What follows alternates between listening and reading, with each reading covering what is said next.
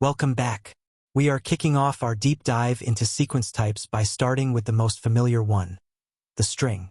A string is simply a sequence of characters, and it is Python's data type for handling text. 1. How to create a string.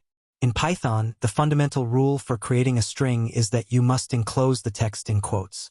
Python is flexible and allows three main ways to do this: single quotes, double quotes, and triple quotes.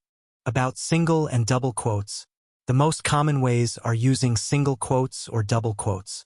They are generally interchangeable. Why have two options? They help when you need to include a quote character inside your string.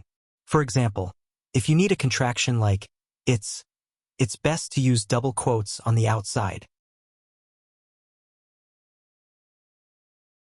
About triple quotes.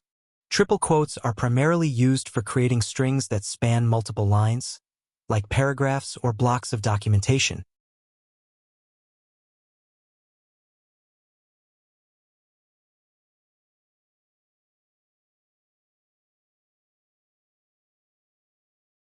Two, strings are sequences. The key takeaway here is that a string is a sequence. This means two things. It is ordered, and we can access individual characters using an index.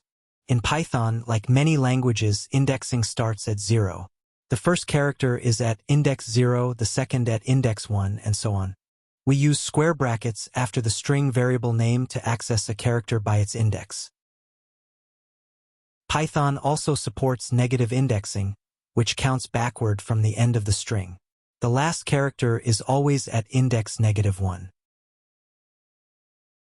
This is a very convenient feature when you don't know the exact length of the string.